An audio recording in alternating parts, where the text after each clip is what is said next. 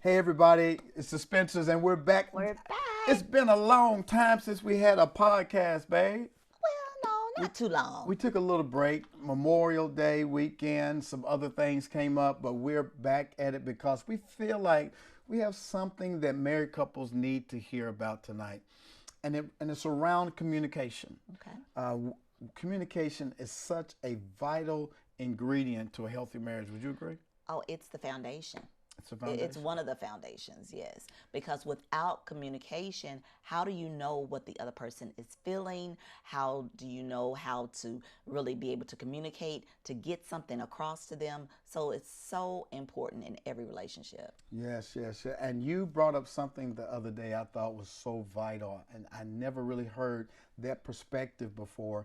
And you said, if we're really going to be able to connect in a healthy way, we've got to stop asking each other what's wrong and start asking what happened. Right. Can you explain that concept, what you read about that sparked your interest around how we can communicate in a more healthy way? Oh, absolutely. So what I mean about what happened to you, meaning that we are asking the wrong question because most times as couples we're kind of filtering our feelings based upon past experiences, and sometimes our spouses are not privy to it. So how our brain is formed, it's in four different parts. The base is the brainstem, and in the brainstem is where we hold trauma, the trauma that we have experienced in our past, or even when we were children, or something that has hurt you. Everything is filtered through the brainstem. But before it gets up to the higher level in the cortex, which is the top level of the brain, which has the timing, the reasoning, the creativity, the hope, the love, then that particular part shuts down when we're in fight or flight mode, which is stemmed in the brain stem, which is considered our lizard brain, which we don't really most times have control over because our heart is racing really fast and we're not thinking clearly. But if we take some deep breaths, yes, if we take those deep breaths and quiet our heart a little bit, then the information can travel through our brain correctly so that the response that we give to our spouse is clear and not a one that is of anxiousness or in a fight or flight mode. And when you get to that higher level, what I understand that you explained to me is that that's where the creativity resides, Yes. that's where the passion resides. And in order to get to that higher level of communicating and not get stuck in our fear or our anxiousness, we've got to be able to discern whether our spouse is stuck Right. in a place where they feel like they're still in a threatening situation. You cannot have passion in your marriage and feel excited and passionate and horny if you're mad, angry, and fearful, Absolutely. right? Yeah. A woman needs to feel safe. Absolutely. We need to feel safe. And I'll say this, and a man does too. Okay. You know, a man needs to feel like I'm at home, I'm not threatened, I'm not under attack. And sometimes the stuff that happens in our past where we were traumatized becomes a filter through which we receive information. Absolutely. And so something can feel like something that's already happened in the past, Right. and you get triggered. Because in the brainstem, it doesn't have any concept of time. So if there was any trauma, it feels like it was back then when the trauma Like it just happened. like it just happened. Fellas, have I ever been dealing with your wife and you'll say something or do something and she's like, what? What'd you say? And you're like, I said such and such. And all of a sudden her countenance changes. And it's like she becomes a whole different person. And you're like, what? I was just joking. I was playing. No, that felt like, Right. or that sounded like, or that reminded me of.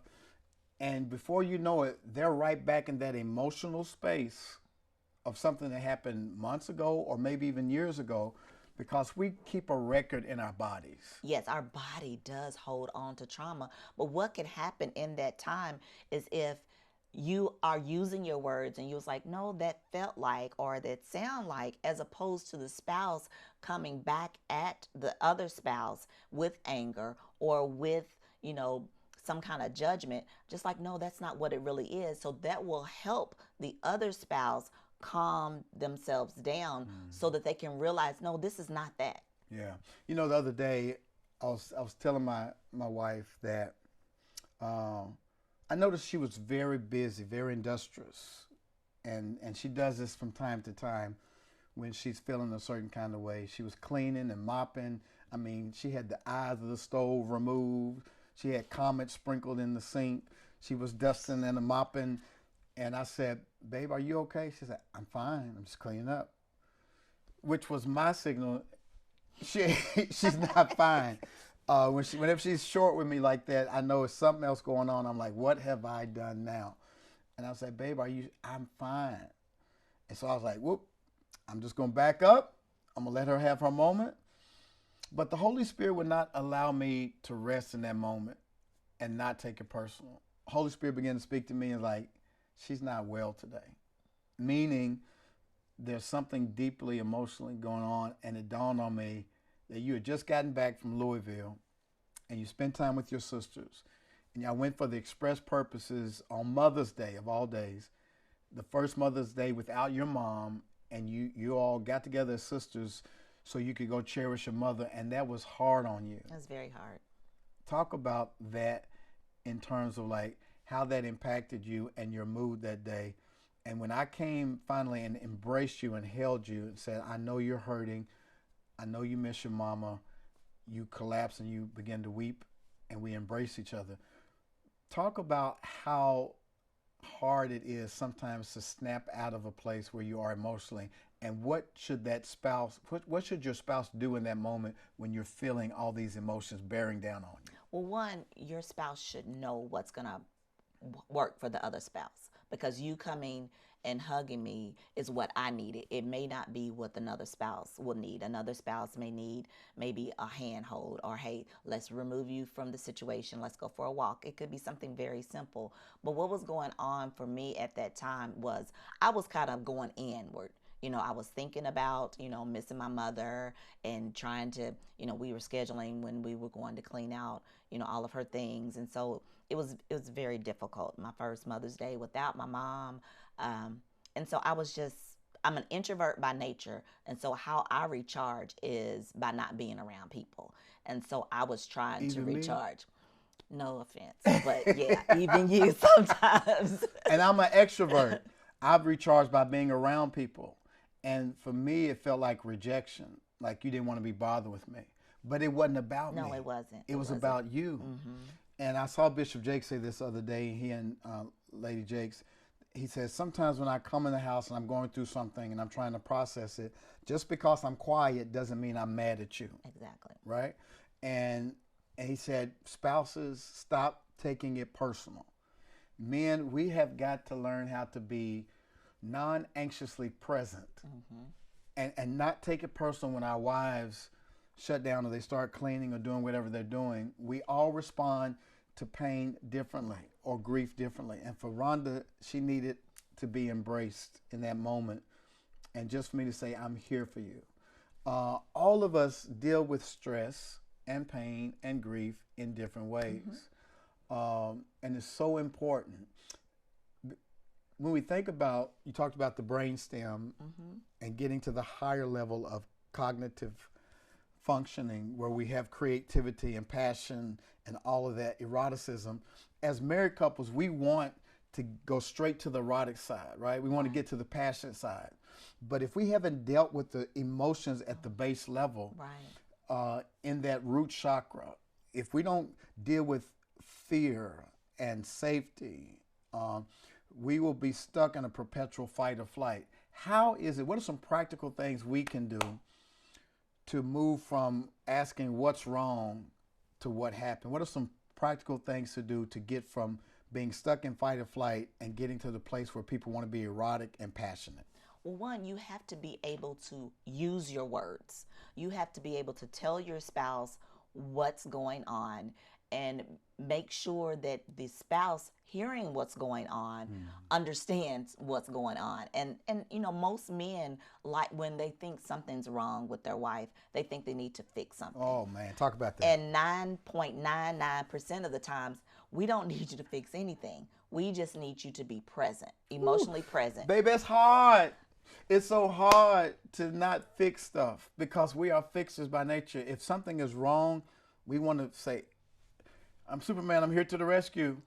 But sometimes you just need what? We just need your presence. We just may need you to sit on the couch with us, grab our leg, put our feet in your lap, rub our feet, or, let's go get Watch TV with you. that.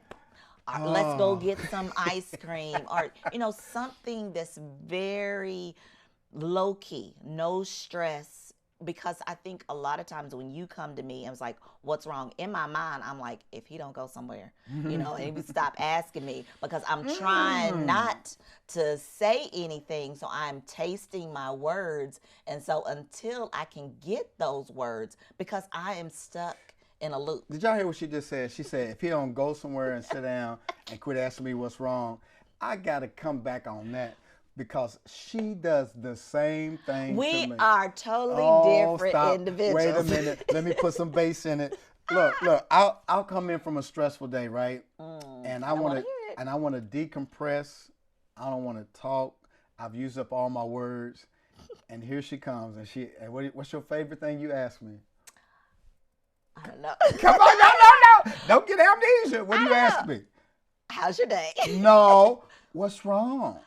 But we're teaching on, I need to change that. And so what happened? This is a new revelation, Yes, it right? is. Because my wife did not know, y'all, she did not know that coming up and asking me what's wrong actually heightens my anxiety. Because I'm trying to go in my cave and figure it out. Okay. And one of the things she used to do is get frustrated with me about is when I call my friends up and I'd be like, man, can you believe such and such and such and such, da da da da da. I called up another guy because I want a man's perspective, particularly, watch this, somebody in my profession who knows exactly the nuances of what I'm dealing with, so they can tell me, man, here's what you need to do. You need to do A, B, C. And I'm like, yeah, that's what I need to do. And I'll come out feeling better. But if my wife preempts that and she comes and says, what's wrong? I haven't figured it out yet. And I feel like a failure because something happened and I don't have the solution. And I'm still licking my wounds, and she says, what's wrong? So as you learned about moving from what's wrong to what happened, what pivot did you discover that you should make with me?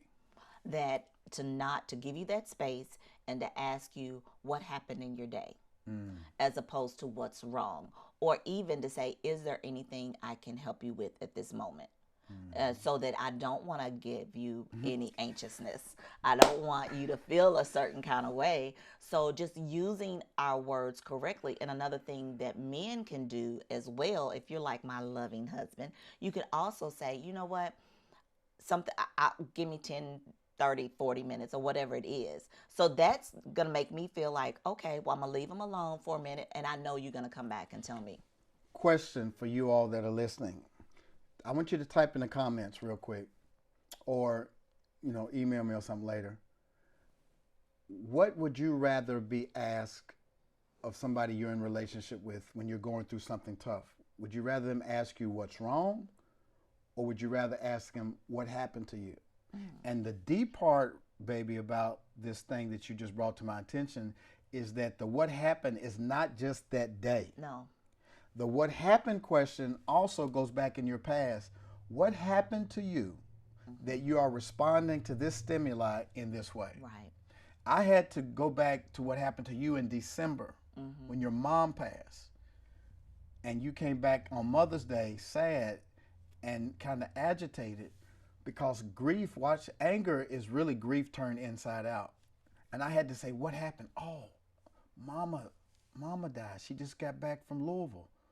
And so I had to repent and come back and embrace you. So I want y'all to type, which is easier for you, what's wrong or what happened? And I got to tell y'all this. I got a testimonial. So last night, I was processing all the stuff that I've been through, and it just kind of caught up with me. And I wasn't feeling good.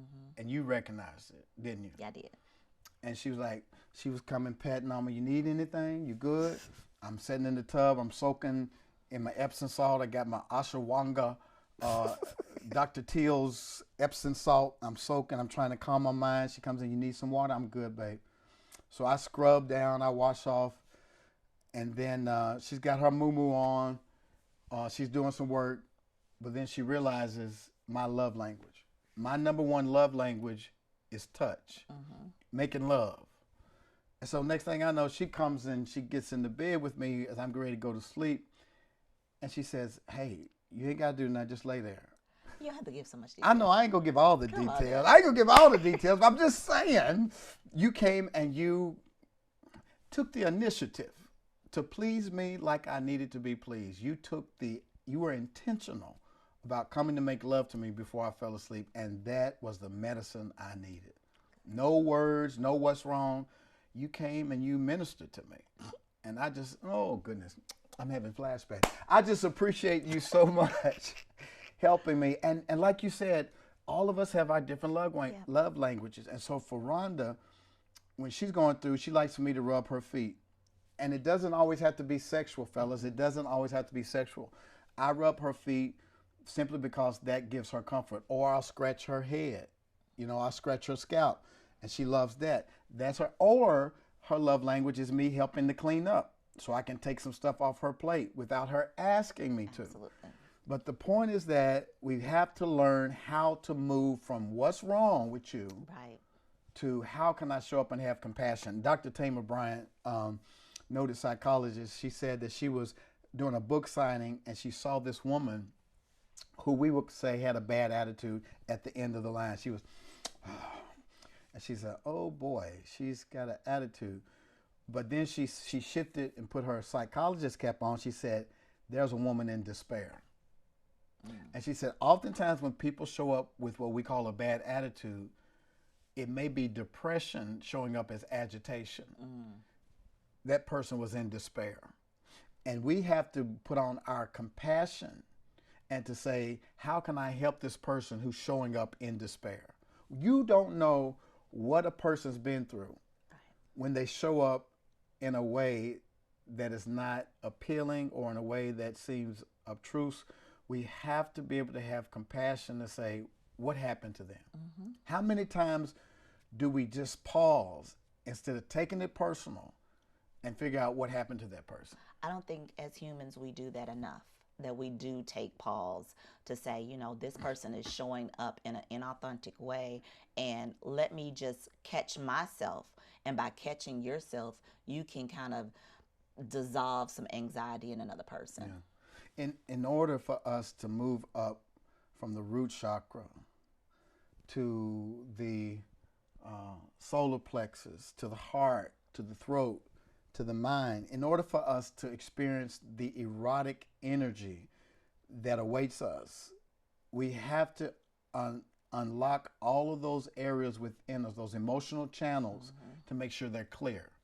The best example I can give is, have you ever been trying to wash your car with the water hose? Or for those old school people who went outside and played and tried to get some water out the water hose and nothing came out because you looked back and there was what? There was a kink. There was a kink in the hose. When we do not properly assess our emotional energy and look for those blocked channels where we're fearful, anxious, angry, or triggered, the flow of erotic passion cannot flow, and you get stuck in your root chakra. And that orgasm or that passion that you're searching for can never be reached. It's like Maslow's hierarchy of needs. In fact, as a matter of fact, Maslow's hierarchy of needs, he took that from the whole chakra system and inverted it. Because at the bottom of Maslow's hierarchy of needs is food, water, shelter, safety. At the top of his pyramid is self-actualization, where a person reaches their highest purpose. It's the same way in our bodies. At the base level is our need to feel safe. At the top of it is our crown chakra, where orgasm happens, where we connect with the divine, and the energy that we seek is at the top. But if there's a kink in the way we feel, if we feel triggered, if we feel unsafe, it ain't happening. Everything is filtered through a feeling. You feel this before you could actually put words to anything. So everything starts out as either a feeling or an emotion, and it's all filtered up through the brain that way. If you don't feel safe as a woman, is it hard for you to be erotic? Oh, absolutely. There's no eroticism if I'm not safe. If you're stressed out, do you feel erotic? No. Is it hard for you to reach orgasm if you're not in a good headspace? Yes. What is the thing that makes you feel relaxed, safe, and erotic? What things have to be at play for you to feel like that as a woman? The sun and the moon and the stars What does aligned. that mean? This is not I'll give you the sun, the moon, and the mountains. Well, what that means for me is that most of my, if not all of my to-do list is done, that I don't have any pressing issues that I need to take care of right then and there, and that it's not at the end of the night, where it's like when the sun goes down, it's like, it's not fun. It's not time to play anymore, So that's what I mean about everything being aligned and not having to be an adult. Do you feel like you're more erotic when you feel like you can trust me and that you feel protected by me? Oh, absolutely. The trust factor and the safety factor, that is number one. Absolutely. So look in the camera and tell the fellas what they need to do in order to make their woman feel safe. Okay, guys, we need you guys to not just communicate with your women, your spouses, but we as women need to feel safe by the consistent communication, by you showing up in your authentic way, by you just being present, giving loving affirmations, spending time with your spouse, and just loving her the way that she needs to be loved. Every woman is totally different, and you need to be a student of your spouse and find out exactly what it is that she needs from you. I'm going to talk to the women. Okay. Women, listen. When your man comes home from work and he's providing for your family, he needs to feel appreciated and honored. The last thing a man wants to do is to come home and be nagged or be attacked. They need to feel safe and loved. And we want you to take initiative. We want to feel desired. We want to be pursued. Sometimes when we have to run the world, we want you to come and take over sexually and be the aggressor and not just lay there in the bed passively. We want you to show us that you appreciate us. It's been said that a way to a man's heart is his stomach. We feel better when we've eaten. We're not hangry. So give your man time to decompress when he gets in. Give him something to drink. Give him something to eat. Say, baby, take your time. When you come out, I'll be here for you. And then when he gets out of the bathtub, tear him up. Tear him up in a good way. But all of us want to feel loved and validated. And instead of asking what's wrong, ask what happened. And embrace them and show compassion and the love that they need based upon their love language. Well, we hope that you guys have been blessed tonight. We just want to stop by and give you some tools for how you can communicate better. Don't ask what's wrong, but ask what happened? What happened to you? Whether it was back in your childhood, whether it's something that happened within your marriage, or something that's happened to you personally. Show up with compassion and empathy so that you can be there for your spouse. Listen, we're so excited that you guys stopped by on our podcast tonight. If you have not subscribed to Dr. DrStacyLSpencer's YouTube channel, where Rhonda and I have another sub-channel called Strengthening Love and Sex, what are you waiting on? You can go and subscribe today. And baby, for those couples who need that extra help, that extra mentorship, that extra coaching from us, what can they do? We have a coaching and mentoring called Eden Circle. And if you want to get involved and find out more information about this community of couples that's together that we lead, you can go to theedencircle.com. Again, that's theedencircle.com. And we have a wonderful community of people that we meet with every third Thursday. We have a master's class. We send out emails. We do quarterly meetups. And we're even going to on an international retreat in Jamaica on June the 8th, and it's going to be amazing. We got 40 couples Yes. that are going with us all across the United States, and we're going to take over couples towers and ultra reels. It's going to be amazing, and hopefully you can get in on the next one. But in the meantime, go check out all of our podcasts.